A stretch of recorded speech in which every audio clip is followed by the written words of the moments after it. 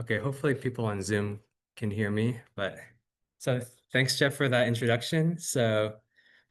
Um, Today I'm going to be presenting on my research in large-scale computational imaging with highly parallelized camera array-based detection. So I'm really excited to give this talk to this audience because I normally give this talk to a more biomedical audience, and they typically care more about the end result, and I don't have many opportunities to go into detail about the technical stuff. So I add a little bit more of that in this talk, and hopefully it'll be more appreciated in this audience. um, so, um, so a central theme of this my talk will be using camera array-based detection. So first, I want to motivate why we want to use camera arrays. Like, for example, why not just use one big camera? Um, so before we get, in order to answer that question, we need to take a step back and start really big picture. So a quick introduction to optical imaging. So all you really need is a lens and a sensor. So for example, if you wanted to take an image of this random turkey, the simplest imaging system consists of a lens and a sensor, like a pixelated sensor, or in the olden days, maybe a film.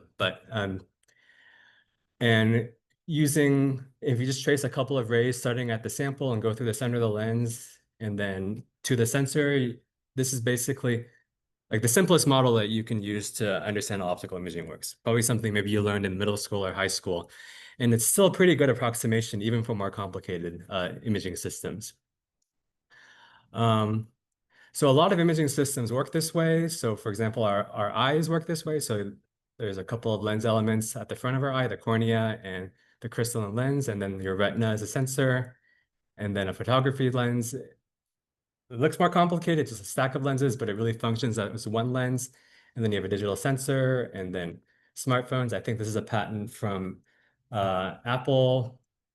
Also uses a lens stack, but basically that lens stack functions as a single lens, and then you have a sensor. So then one question that you might be thinking of is why there's so many optical elements.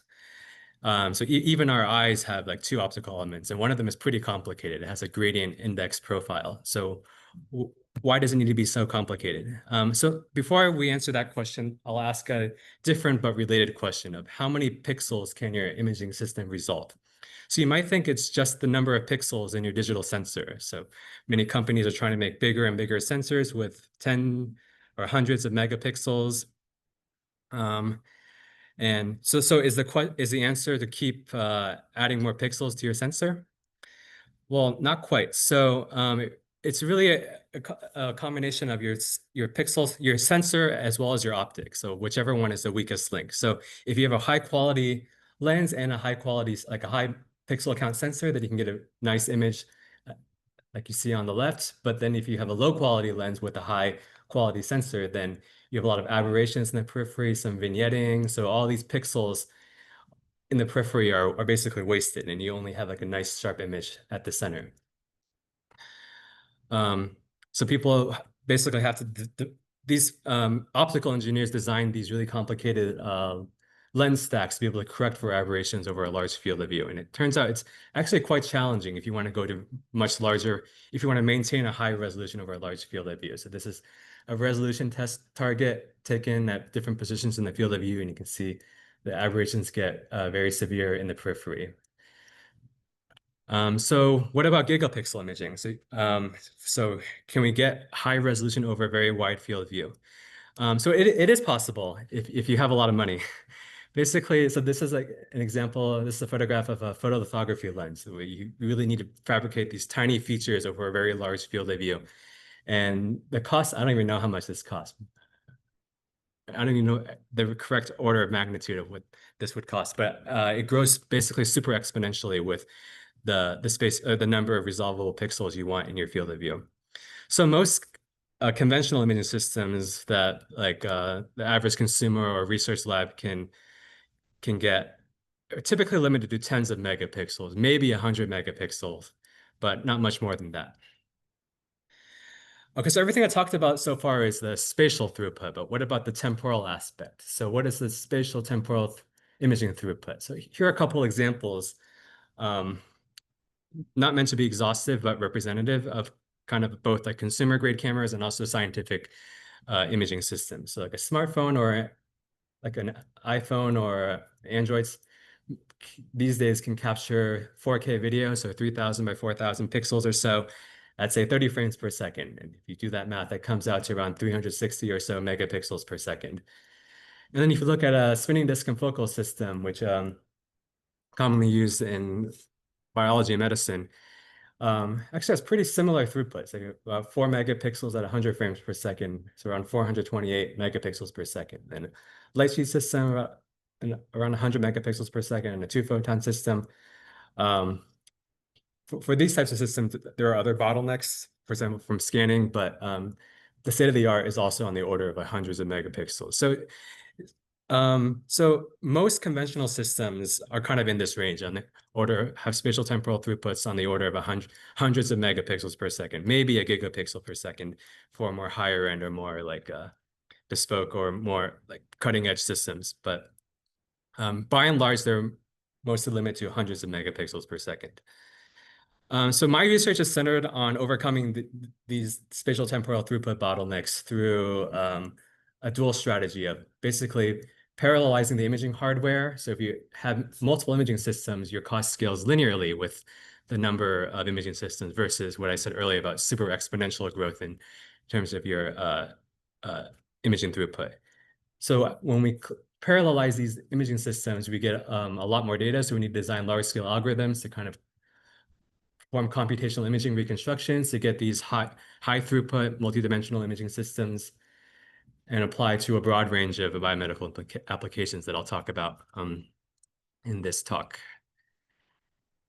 So in this talk, I'll talk about 4 different camera array-based imaging systems. Um, so they all feature like a camera array systems with dozens of cameras, range from 48 to 54 cameras at various different scales. So the first one I'll talk about is this multi-gigapixel per second 3D imaging with one such camera array system. So the motivation for this work is to image basically freely moving organisms. For example, like fruit flies or zebrafish will naturally want to, if unconstrained, can behave over large fields of view, and you want to be able to study small features at the same time. So basically, in such an imaging system, you want high imaging speed because they can move very quickly. You want high resolution to resolve the tiny features, and then you want to capture a large field of view. And ideally, since we live in a 3D world, we want 3D information. But it's very challenging to achieve all of these simultaneously because of the spatial temporal throughput bottlenecks that I was discussing. For example, if you want a large field of view or 3D information, typically you want multiple sequential measurements. Maybe you need to tile out a large field of view, or you need to rotate some optics or detectors to get multiple perspectives. And as a result, you're compromising in your speed. And so a lot of imaging systems today, image studying organisms require immobilization. For example, it's very common to immobilize zebrafish in agarose, where's my cursor? Agarose, so that they stay within the field of view so you can capture the high resolution detail. Or, for example, tethering a fly to a stick to restrict its motion. So all of these, which would obviously affect the behavior. So it'd be great to have design a system that can get towards achieving this goal of trying to getting all this information at the same time, increasing the throughputs of our imaging systems. Yeah. Are you thinking of storing these images for inspection later or in real time? Yeah, that's a great question. Right now, we can't process the data fast enough for it to be real time. And we're actually capturing it. I'll talk about this later, but we're capturing it at faster than video arrays. So I think the fastest video that I'm going to show is like 240 frames per second. But even the ones that we capture at like 30 to 60 frames per second right now, we can't process them fast enough for real-time consumption. But that is something that we're thinking about. And it would be great if there are people in ECE who are kind of interested in that problem to kind of collaborate together and try to solve that problem. And I'm going to talk more about some of those challenges later, kind of discussing the scale of the image reconstruction problem. But for now, we're capturing the data for like say 10-second video and then processing for days, maybe weeks. Um, but hopefully we can speed that up in the future. Okay, so here's the camera array base, one of our camera array based systems. So there's 6 by 9 or 54 synchronized cameras with a total throughput of over 50 gigapixels per second. So we configured the imaging system in such a way that the neighboring cameras have overlap with the neighbors to enable, and with this overlap, we can also estimate 3D information from stereo or parallax information. And so this imaging system can capture a very large field of view, over 130 square centimeters. Oh yes, it's around 2/3 overlap between neighboring cameras to get 3D information. So you can think of it as a system that has like 54 eyes. And so it can estimate 3D in the same way that humans can do well with 2 eyes. And this just sort of illustrates the overlap across the entire field of view. So this is the whole field of view, and then we color code it based on the number of cameras that are viewing any particular position in the field of view. So in most places, it's at the minimum, at least 2, which is the minimum you would need to estimate like a 3D topography. So the way so basically we have these 54 parallel image streams and we need to stitch them together and estimate the 3D information. And we use a physical model known as the plane plus parallax model. It's nothing new. We've used it decades ago. But the idea is basically if we look at the camera images and we want to stitch them, at first glance, it's impossible to stitch them very well because of the parallax distortion. So for example, if you're looking at these blocks with different heights and you take them from different perspectives, there's no like simple but you can't use like a homographic transformation to register these images because of the perspective distortion. So what we do is we estimate the parallax, basically these yellow vectors to basically orthorectify the images so that they can be stitched using homographic transformations. With the key insight being that the length of these rectification vectors is directly proportional to the height. Basically the image stitching and registration problem requires estimation not only of the camera poses, which describe the homographic transformations, but also the orthorectification fields, which is directly proportional to the height maps. Oh yeah, I had an illustration here. So once we orthorectify these images, we can directly stitch them, and then we can create like a high gigapixel scale, a giga mosaic, a color image, as well as a height map. And the way we do this is through this end-to-end 3D reconstruction and stitching algorithm. So consider one camera from out of the 54. Every camera, except for the ones on the edges, will have like a left and a right neighbor. And these will, I think I have this out of order. I was going to motivate why we're using like machine learning to do this.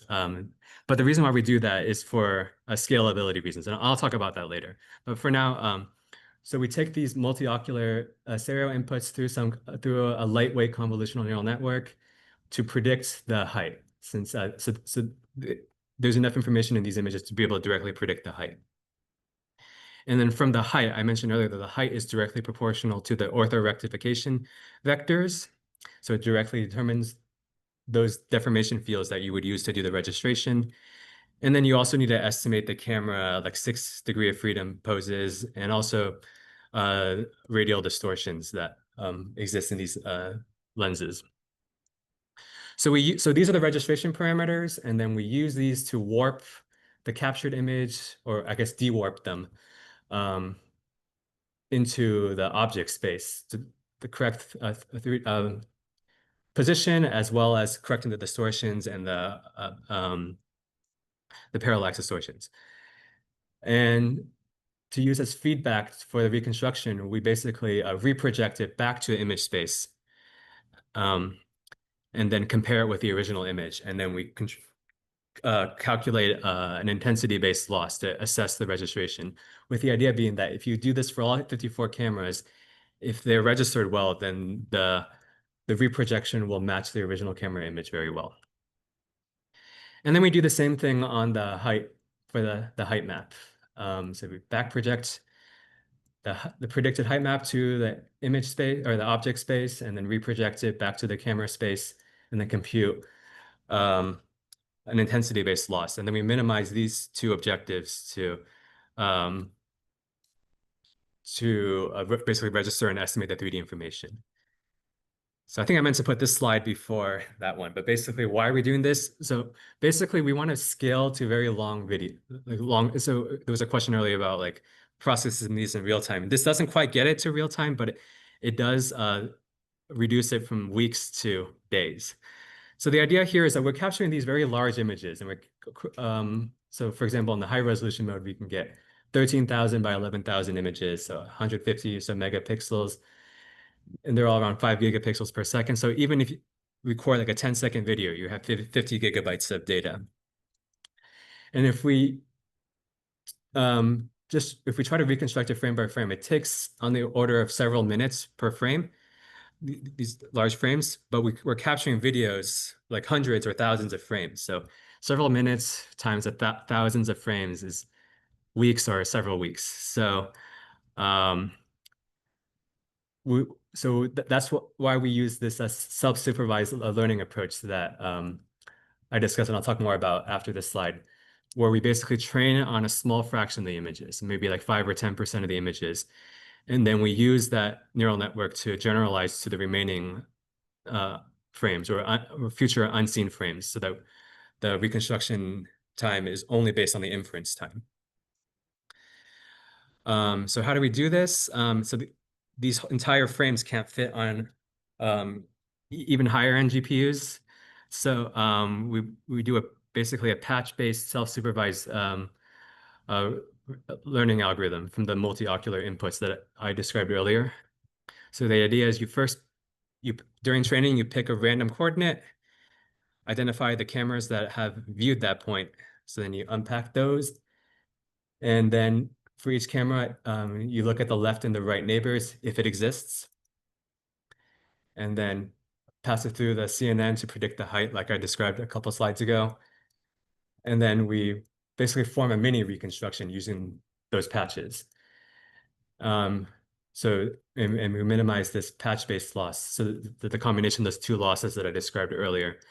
And then we update the CNN iteratively through many random um, patches. And in this way, the neural network learns to map from the raw images to the 3D height maps. And after training, you can perform inference on the entire frame and not have to, so that significantly accelerates like reconstructing the full video. I think that's what I described. So basically, you've trained the network, and now you have like a new stream of, say, of videos uh, from your camera array system, and then you apply that network that we just trained to predict the heights, which we can use as stitch, and then we get the output, and then we get the stitched color image and the 3D, like the height maps. And so here's the sample result of basically harvester ants moving over that 130 square centimeter field of view that I mentioned earlier. And this is you'll know that this is 2.5 times slowed down. So we're capturing this, I think, at 60 frames per second. And we're capturing over that large field of view at high resolution. And we can get both the color image and the height information. What would the rest be in millimeters? I mean, I guess it's about 11 centimeters across about 11,000 pixels across. Yeah, I don't remember exactly. I think this one might have been like 20 micron resolution. But I would need to check on that. I have there's a table in the paper with all these specs, but I don't remember what it is off the top of my head. Um, and um, and then we can analyze this data. We can, like, for example, track the limb trajectories in 3D and they do reproduce like the patterns that are known for like in the kinematics of, and well, I'm no expert in that, but it follows like the alternating tripod pattern that is stereotypical of these six-legged organisms. We also apply this to a zebrafish. So you can see on the left, you have the color image, and you can't really tell the different heights just from the color image, but from the 3D reconstructions, we can tell that these fish are at different heights. And you can see as they're approaching the food, like their heights are actually increasing because they're approaching from below, because the food particles are floating on the surface. And here's just another visualization of that where we're tracking the zebrafish in 3D as they're feeding on the food particles. So they're slowly approaching the surface from below at like an angled trajectory. And then they eat the food, and then they swim back to to the um, at the bottom of the pool. And then one last result I'll show is with the fruit flies. We can track a bunch of these flies individually, and then also get their 3D height information. And when I was at Duke, we were collaborating with fruit fruit fly biologists to kind of study their behaviors over large fields of view. Okay, so that's all I wanted to say about the that project. Next, I'll talk about an extension of this project, or maybe oh yeah, sure. Like they say, taking multiple videos from the same, I don't know, things. If you use the self-supervised, or from the first video, just for all of the other, um, Yeah, that's the idea. We didn't do extensive comparisons on that, although we did try to apply like the fruit fly network to the ant one and vice versa. That worked better than the fish to fly because it makes sense. It shares some features. Yeah. So it works pretty well between the insects, but not cross between fish and ants. But I mean, the networks are pretty lightweight, but we could imagine like expanding them and training on multiple different types of videos to make it pay more attention to like the stereo information and less about the semantics of whether it's a fish or a fly. Um, but for these ones, we just kind of trained it for individual videos, and but that is the idea for generalizing to these longer videos and new videos. Yeah. so they have a particular reason why it's a big camera behind or the training, or is there, have you thought of like using like different patterns, like maybe a window camera or like Yeah. so I thought of the, because you're using CNN, is it, if we can use the same pattern of a CNN, which is like a window, like 3x3 or something? Yeah. I th So we actually designed this for other reasons. We designed it so that there's actually only overlap in one dimension. And that was mostly for like speed reasons, because we cropped down the sensor. Um, I think we cropped out half the sensor so we could like double the speed, or I think. But that would be a good, like if we did have all three, or sorry, 3x3, uh, it probably would be a good idea to use all 9 of those. And actually in the next topic, there's a similar concept. I think we actually do use all 3x3 neighbors in the next case. And for that one, speed was less of a concern and more about the accuracy. Um, but yeah, we also tried using only one camera to do like monocular stereo, and that did not generalize very well, as you can imagine. Like you look at these fish videos and you can't really tell like their height just based only on one camera. Like, right. So the multi-camera information does really help the network learn that 3D information. I know you're about to talk about the processing here, but I'm just curious about how hardware, like, are these off-the-shelf cameras that you just had to, I don't know, weld together or whatever on some pad, or? That's where we started, or my colleague started. And they had challenges like synchronizing all the cameras, or some of the cameras would stop streaming. Um, so so I wasn't directly involved in but we basically created a custom like PCB with all these sensors and had custom synchronization electronics. Um, so Mark Harfushi, my colleague, he was the one who kind of spearheaded that, along with others. But uh,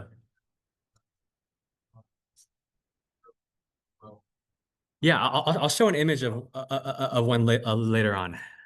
But yeah, they're kind of packed very tightly. That'll be in the fourth one. So we took the same architecture in this project, and so this one has a lot of overlap. And then we wanted to we thought about applications where we'd be interested in get higher resolutions. We wanted to zoom in, increase the magnification. So now there's no overlap, and in fact, you have gaps between the neighboring cameras. So you need to do scanning in order to fill out the whole field of view. And so, for example, your 6x9 camera array might capture these images. Of disjoint field of view across the extended field of view. So we would perform scanning to fill out the whole field of view. And because your depth of field is a lot narrower now, we also need to scan in Z.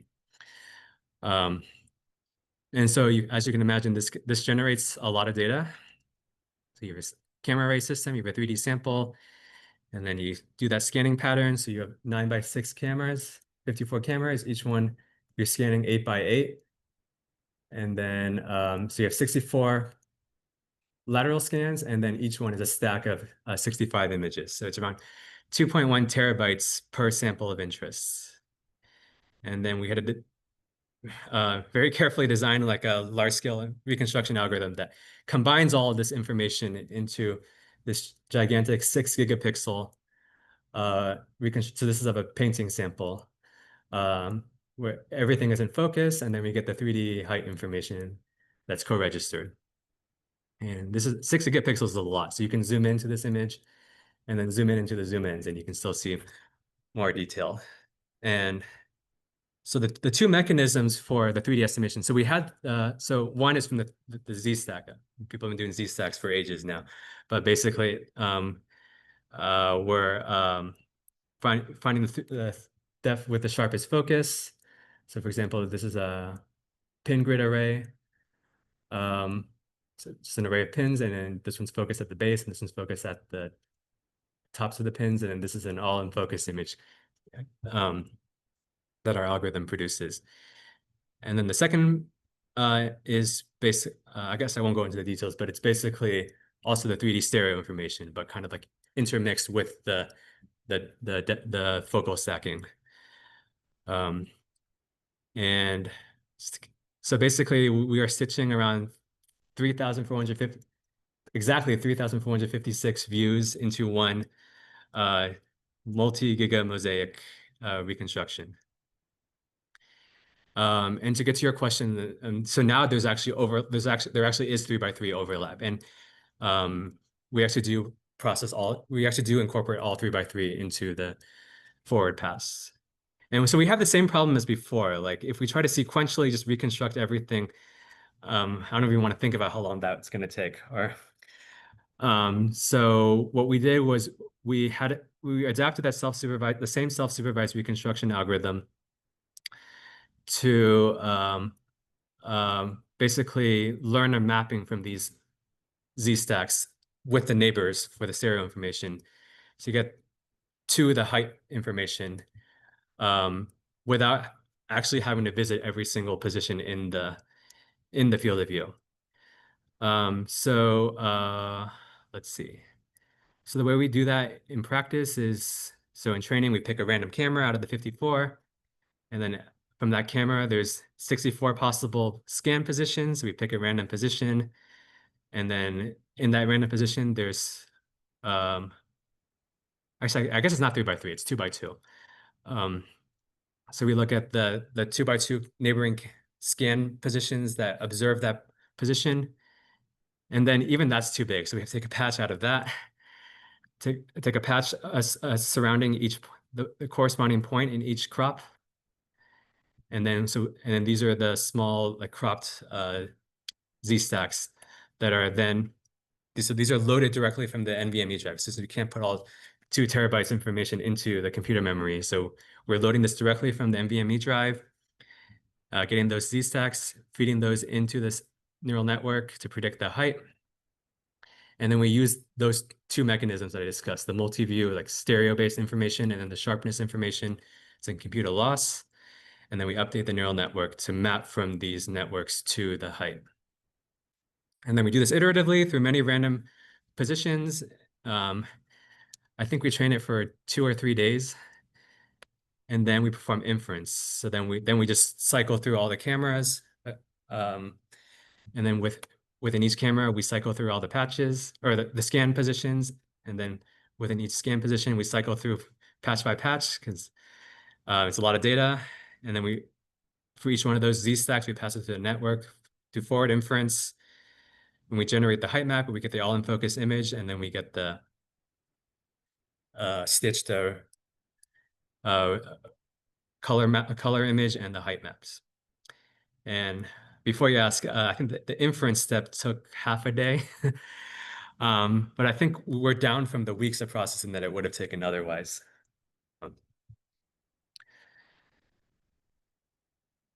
So here are some results more on the CPU chip pin grid array. So this is 3 different pin grid arrays, like laid side by side. So it contains an array of tall pins. And then if we look at the height profiles along one of the rows, we can see it corresponds to the manufacturer's spec, which I denote with these 2 lines. And we can also, it would be useful to detect, for example, defects in the manufacturing. Here's that oil painting I showed earlier. You can really see, if you zoom in, you can see a lot of fine brushstroke detail. So you can appreciate the 3D details, and both like the 3D information as well as the color information. So it kind of points to applications in cultural heritage documentation and preservation. And actually back at Duke, we actually did collaborate with the art museum to kind of scan some of the samples. I didn't show any of the results here, but I had a colleague who kind of spearheaded that in a separate paper. And then one final result I'll show is with this PCB. Identify the heights of the different structures over a large field of view. I guess also identify defects. Could be the applications and wide field of view, high resolution inspection of electronic components. Okay, so next I'll talk about kind of a different direction we took with this camera array architecture and doing basically tomography. So everything I described so far is topography, so 3D surfaces, but a lot of interesting problems require like a voxelized or 3D tomographic representation of an object. So one way to do this, and maybe we will do this at some point, is to basically take the camera array and curve it so that they all point to like a common like focal region. But the way we actually did it was to use actually a parabolic mirror to redirect the views to different views spanning like 2 pi steradians across one focal region. Um, and so basically to summarize, each of these cameras has a unique view across 2 pi steradians, and you can kind of and then here's a 3D view of that. So in this case, we're imaging like freely moving organisms like zebrafish or fruit flies over like a 3 or 4 millimeter volume tomographically. So here's an example of a video that we captured. So this is a zebrafish fluorescently labeled with GFP, green fluorescent protein, and we're capturing 54 unique views. And here's another one. This is a Drosophila larva or fruit fly larva with basically their muscle labeled with a GFP. So with this multi-view information, we can do tomographic multi-view reconstructions. And so the way we do that is more or less following standard methods. So in this case, to visualize the forward model, we can analyze a single pixel on one of the 54 sensors, and we can trace it through the imaging system until it intersects with the object. And then we sample so we have a voxelized representation of the object. And we can sample the object along this ray. And so the object is represented by two channels. One is the fluorescence channel, and one is the opacity or the attenuation. And we can pass this sample data through a forward model, which is basically a summation along this ray modulated by the attenuation according to the Beer-Lambert law. And then we can compare this forward prediction to what that pixel measured in practice and compute a mean squared error. And then we solve this minimization problem to update this 3D volume iteratively.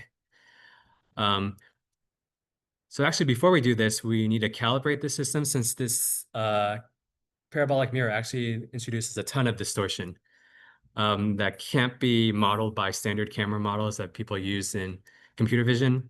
So what we did was we translated this point source in 3D, basically this 5 mm cubed grid. And then here's like a projection of all those scan points. So you can see this cube kind of at different perspectives. And we basically use this information to calibrate the system. So we fit like a non-parametric distortion model so that we can accurately, so we not only get the poses of all the cameras, but also the distortions and in theory, the aberrations though, but we don't model those. We use a ray-based model in this case. So it would be interesting to model the aberrations as well. And so we perform that 3D, I guess 4D reconstruction, so 3D volumes over time. So here's an example of two zebrafish that are freely moving. I'm showing two different rotating views because it's really hard to show 4D data on a 2D screen. And we can also perform tracking, so kind of put a virtual pin on the head of the fish so that the fish stays stationary, but the world around it is moving. And in this way, you can kind of extract like analytics of the fish. For example, like how its eyes are moving or its jaw or its heartbeat and how its fins are moving, which might be challenging in a more world-centric view on the left. I guess a rotating world. And this just illustrates the things that the analytics that we can track as a result of that registration. I think I'll show one more result. And this is a fruit fly Drosophila larva. So same two rotating views on the left, and then on the right, we can kind of put a virtual pin on them and then track I think they're called pericardial cells as they're freely moving. I guess I'll skip this one. So maybe some of you are thinking like this is very similar to a lot of people are doing in computer graphics community. For example, like the neural radiance fields or Gaussian splatting. So we started this project back in, I think, 2021 or maybe 2022, so around when I guess the NERF paper came out in 2020, and then Gaussian splatting came out in 2023, was it? And has since been extended to 4D. And this is something that we're thinking about. We haven't started working on yet, but it would be great if there are collaboration opportunities here. But basically, we have the same problem as we did before, is it takes, like the videos, those 40 videos that I showed take around 10 to 15 minutes to reconstruct per volume. And I think each one of those was 1,200 frames taken at 120 frames per second. So they're 10-second videos, but they're 1,200 frames. And so at 10 to 15 minutes per frame, that's a little over a week, or maybe it's a couple weeks. So we didn't like that. So we did explore some of these neural radiance field approaches, K-planes. We haven't tried Gaussian splatting yet, and that's something we're interested in trying. But we haven't been successful yet. So if you guys have any ideas, that would be great. But But I think perhaps some of these 40 Gaussian splatting approaches might offer some opportunities to allow us to scale to these larger videos. May I know what's the challenges like you maybe came into when you apply the K-plan or other your nerf-based method in this data? Yeah. So for us, I mean, maybe we didn't do it correctly, but we were severely underfitting the data, no matter what. I think K-planes did a little bit better than the original nerf. But I think it was just too much data to compress, but it's also possible we didn't do it correctly. Like maybe there's some insight that we were missing. Because so so these volumes are, I think they're like 500 by 500 by 500, and then by 1200 for the time component. So it's like, I think that's like 50 gigabytes of data. So we're trying to compress 50 gigabytes into like I guess a few hundred megabyte like neural network, and maybe that's just too much compression for. But then again, these videos are mostly blank, so there's got to be something to take advantage of there. But It looks like a lot of redundant information. yeah, there's a ton of should be yeah, exactly. There's a ton of redundant information. Right.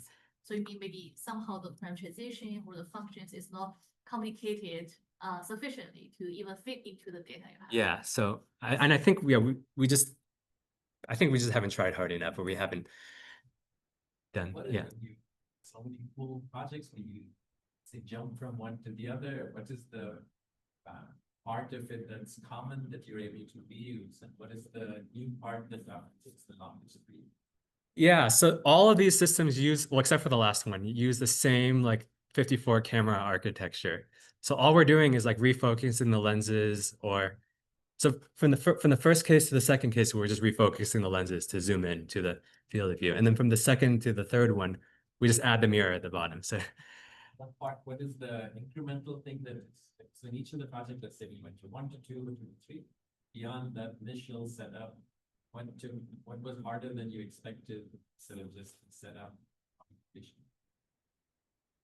I think all the hard parts were not in the hardware part. They were more in developing the algorithms to kind of handle all that data. Even the way you described nicely the algorithms, there's a commonality in the, Yeah, I guess, what made it tricky when you went from 1 to 2? yeah, yeah. What So- you have to squeeze in that you didn't anticipate in 1 and 3? Right, yeah. That's a good question. So from 1 to 2, I guess we're probably the most similar out of the three I presented so far. So a lot of the core code was the same. Like for example, like the basic, like the stitching and the homography parts were all the same, and then the network was a little bit different, and the inputs were different. Going from 3 to 4 it's obviously a completely different system. So that one's more of like a ray tracing based system, whereas the first two are kind of more just image distortion based. So yeah, for this one, we actually traced rays through like a lens, and then we used like the law of reflection on the parabolic mirror, and then we use refraction through the tube that I didn't mention, the tube that the organisms are moving in. Yeah, it's like a cylinder that transitions into a sphere. So it's pretty easy to parameterize. So you can do the refraction through that. And then in practice, there's actually distortions in the mirror, probably imperfections. So we had to do like a non-parametric refinement to kind of match that calibration data that I showed earlier. But at the end of the day, that kind of, once you trace it to the right point, is it just try and interpolation, or you model kind of a spreading of some sort as well, so you know, it's something like a convolution. I think so when we do the reconstruction, we do a trilinear interpolation, but when we do the calibration with the points, I think we just estimate the center and then use like a bundle adjustment type algorithm. So when you started this, you know, all of that compute that was there, maybe I imagine at some point in your PhD 6 years ago, what made you think you could, like, there was enough compute power to do this much in even a week? Like, you know, now, maybe. Yeah, maybe it's a day now. Yeah. Scope it out to think, like. Yeah. For your PhD. So everything I did here was actually during my, let me think if this is true. Yeah, everything I did here is during my postdoc. So I didn't talk any of my PhD work. So I did some. So actually, this project on the lower left is most closely related to like this project I did in my PhD with OCT, which is also with a parabolic mirror. And it was also like a multi-view reconstruction, I think of a similar scale. So I The think, compute was not an issue with that scaling kind of way, right? If you had all, I think, what would you do that right now you don't dare do with the compute issues? wait, sorry, can you see the last part? Compute was not an issue. Just in terms of, like, there's a part of this which is like your creativity and, you know, piecing together this stuff. And then there's this compute of seeing the answer come out, which is the irritating part. If the compute was not an issue, what would you want to build that right now you don't dare dream just because it might take too long to see the answer? Well, so we are currently working on a massively scaled up version of this. So this was, uh, although I guess I do dare to to do it. But so this one was 54 views. We're building a system that has now thousands of views. So my postdoc Casey is working on that project. How So. long did it take?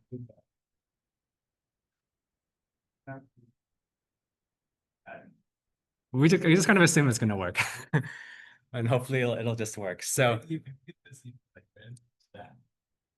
Load in the terabyte, and obviously not on the laptop. so we got a computer. It has a terabyte of RAM. We got it specifically because we knew we were going to deal with a lot of data, and then we How much the terabyte? a lot. Charging them, credit card, get like miles.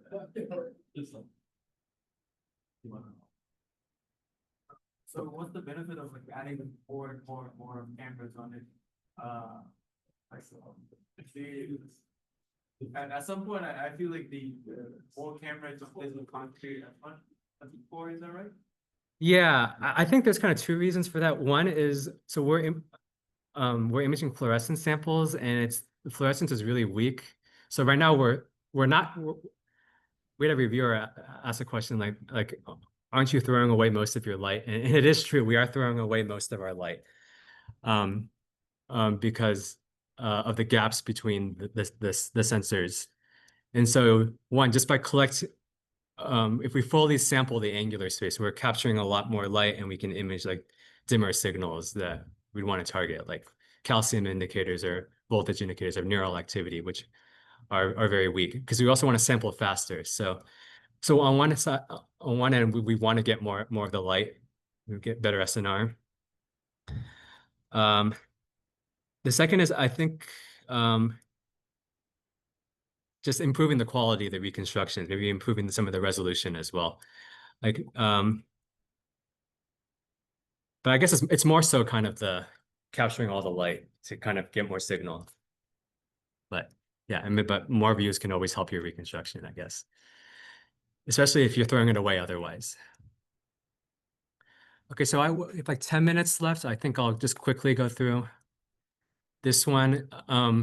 This one, this project aims to kind of increase the throughput even higher, because everything I showed so far, well, the first and the third project I showed kind of have the same throughput of around 5 gigapixels or 5 gigavoxels per second. So the question was, could we go even higher without changing the architecture? So from an information theoretic standpoint, no, because that you're capturing this much information, that's all you can capture. But there's a lot of assumptions we can make about the sample, like about the sparsity and using compressive sensing. So if we have high bandwidth data collection, but then also do compression on top of that, then we can kind of effectively capture more from the than we are like capturing on paper. And so here's actually what that PCB looks like. If you like remove all the lenses and expose the bare sensors, this is so this one's about the size of like a credit card, like a 5 by 6 centimeters. It's about the same size, incidentally, as the IMAX film that they use to project onto those large IMAX screens. So it's a very large sensor if you consider like the bounding box around it. But there's gaps in between them. And in fact, about 77% of the rectangular hole of the sensor array is empty space. So the question was, could we design an imaging system that could sample the information across the entire field of view, make some assumptions about sparsity, and then reconstruct the entire contiguous field of view? And so the way we did that was we designed more or less a standard microscope, which has an objective lens and a tube lens, but then we introduced a multiplexing element in the pupil plane, which so we like a coded aperture type system that creates an extended point spread function.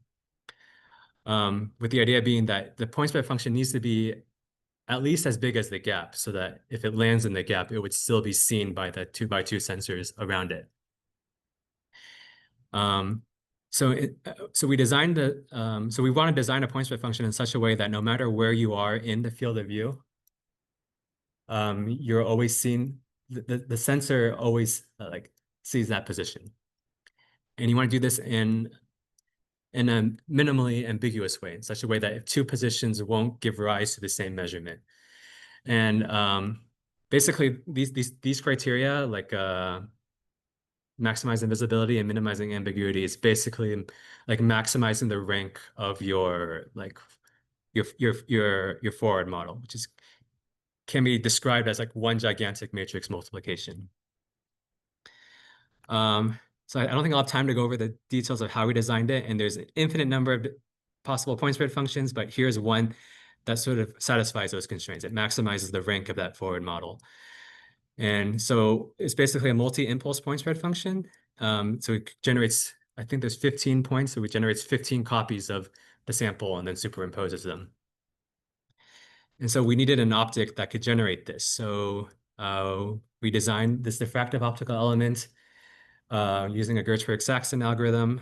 And we had collaborators at the University of Utah from the Manon group fabricate this. And then we tested it out by shining a laser through it. And then we see that we get this far field diffraction pattern that matches our design. Why are you trying to get the design? Oh, this design was optimized to kind of be able to fill in the gaps in this sensor array in a minimally, there's always gonna be ambiguities because it's an underdetermined problem, but in a minimally ambiguous way. Yeah. Let's see. So yeah, that element is introduced in the pupil plane so that when a point source emits light, it's collimated by the objective, it gets split into 15 copies before it lands onto the sensor. How many focal points did you decide to use? Like for ESF? Oh, 15? It's like 5.3. Well, I guess it's like a kind of random distribution. There is How many the peaks on the ESF? Like is that a control parameter? Yeah. So what we did was we tried different. I think we kept it fixed and then ran the meta optimization algorithm. 13 was the minimum that we could get to work. If we went below 13, we just never find a solution. But maybe there is a solution, we just didn't find it. But and then we went with 15 due to for a practical reason, because we wanted to be robust to manufacturing errors. Like if it was scaled by a certain amount, would it still satisfy the constraints? And by increasing from 13 to 15, we had a larger buffer room. Like I think we could tolerate like 10% scaling errors if that happened. So the forward model is very simple. It's just a simple convolution between your sample and your point spread function, and then you mask it with your sensor array mask, and then that's your measurement. Superposition of 15 positions, and then it's a windowed. And then we need to solve the inverse problem. It's a very standard inverse problem. Standard minimization problem, you have a forward prediction, mean squared error, regularization, sparsity regularization, L1 and TV. And then we minimize it using gradient descent with a non-negativity constraint.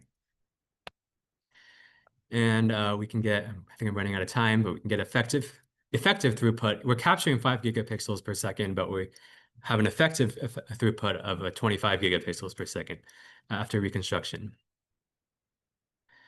So here's an example of these C. elegans, so like nematodes or like worms across a large field of view. And I think if you look carefully, you can see multiple copies of some of them due to the multiplexing effect of the diffractive element. What lines represent? Sorry. Is this the raw data? Yeah, sorry, this is the raw data. So the blue lines represent like the sensors. Yeah. Raw data. Yeah, this is the raw data. And the sensors are actually further apart from each other, but I just put them in an array so that there's no wasted space in the display. But not that obvious. So maybe maybe Let me see if I can point one are out. a lot less dense than they look here. Yeah, it is a lot less dense. Yeah. Crosses over. Yeah, like there's 2 copies here. Yeah. 2 copies here. There's 15 copies, but a lot of them land in the gaps, so you're not gonna see all 15. This one's the reconstruction. So it's a lot sparser than what you saw on the previous slide because there could be up to 15 copies. But yeah, so we're doing structural imaging of these C. elegans, so you can capture high resolution over a large field of view. And it's another visualization of the same data where we color code time. And you can see they travel over large distances, which we can capture with our like large field. Oh, this is over the course of 15 seconds. And then one last result I'll show is performing functional imaging. So our collaborators, our C. elegans collaborators from UCSF and from the Kato group. We procured these C. elegans with fluorescently labeled pharynxes, which is, I guess, analogous to like our throats. So every time they swallow, the calcium indicator blinks. So you see some blinking in this raw data. And they blink out. They do this pumping at like around, I think, 5 hertz or so.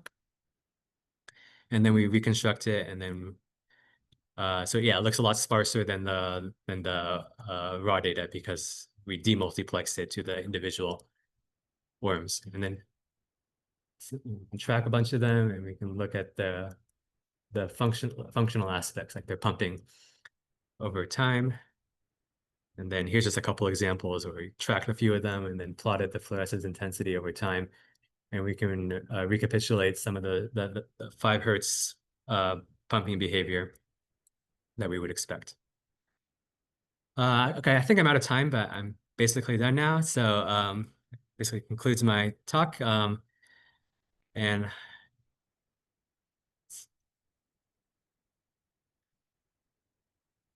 well, my PowerPoint's done too.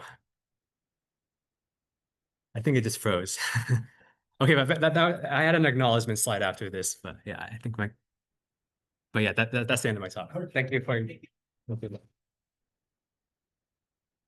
Questions?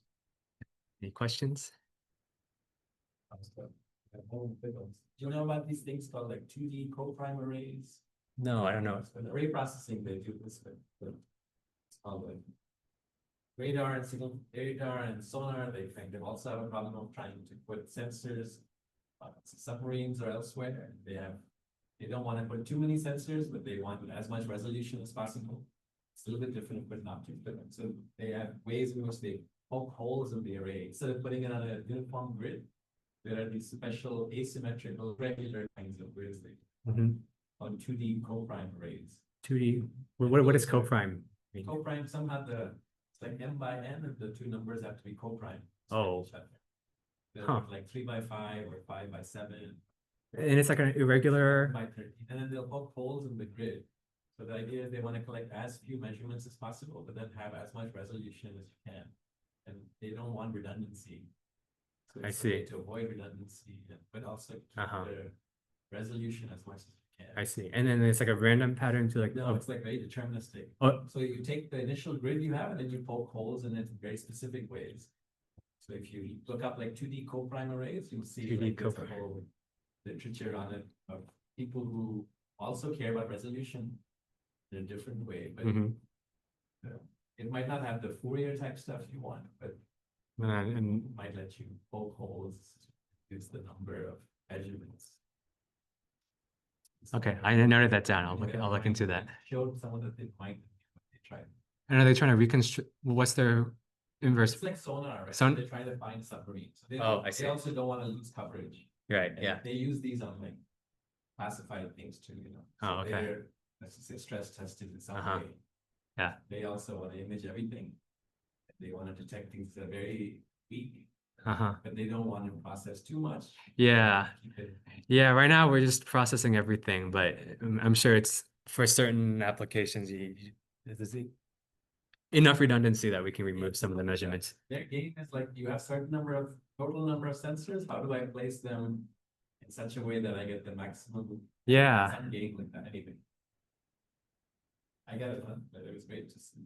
Welcome to the machine. Hey, thank you. I wanted to ask about the optimization that of 15 points. So can you just give a little hint of what the cost function is for that process? So that one wasn't, so it's trying to remember.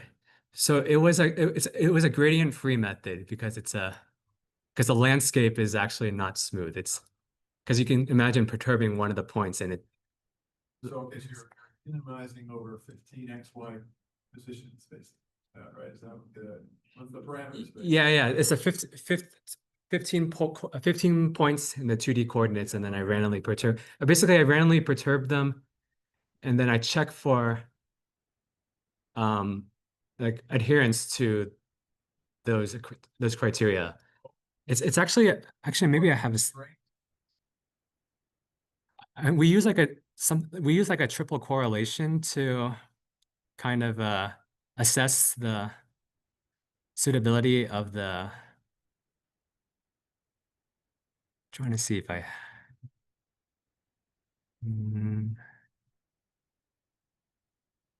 I think I took it out. Wait. Basically, it was like a triple correlation between the point spread function and itself. So autocorrelation of the point spread function with itself, which is like the traditional way of kind of looking at point spread functions. And then, but then you autocorrelate that, then you cross-correlate that autocorrelation with the camera array because it has to work everywhere.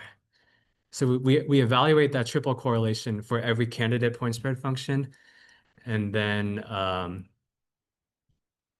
That's what cost function value to but that's what you start. here it was actually a yes or no. Oh. So it was a yes or no decision on whether. So actually, we could generate many possible point spread functions that satisfy. So of those that do satisfy the constraint, we were looking for ones that were the most robust to scaling errors. So what we did was basically we found a pool of candidate point spread functions, and then I guess the cost function would have been like over what scaling range, like from 80% scale to 120% scale, like over what scale do you still satisfy that triple correlation maximization? And we took the one that had the highest value for that. You said something about rank. I think the slide is a gigantic matrix. So I can't imagine they're computing rank. Maybe you're not actually computing. We're not actually computing the rank. The triple correlation is kind of a surrogate for the rank. So yeah, this matrix is too big for it. Yeah. So yeah, that's exactly right. The triple correlation is a surrogate for the rank calculation. Yeah. My last question, so you have this diffractive element, so I guess this is mainly for the fluorescence application where you have a fixed wavelength, so you get the right pattern for that wavelength. It's not going to work for RGB or whatever, some broader range of wavelengths. Yeah, yeah, you're right. It really only works for like a narrow wavelength. And in fact, fluorescence actually gave us challenges because fluorescence emission is not narrowband. It's yeah, so we had to play a couple tricks there. Like we actually used the chromatic aberrations to not to avoid loss of resolution, which is kind of counterintuitive. Because if we had a perfect lens and we had a large bandwidth, then the point spread function would actually be like streaks away from the center because every wavelength diffracts at a different angle. But the idea was that if we use chromatic aberration, only one color is in focus at a time. So it's axial chromatic aberration, longitudinal chromatic aberration. So we still had some blurring, but it wasn't nearly as bad as if you had no chromatic aberration. But yeah, it is designed for one wavelength. You could move to another wavelength that's close by, that's within the scaling error of the point spread function, but probably only one color at a time. Yeah. Questions?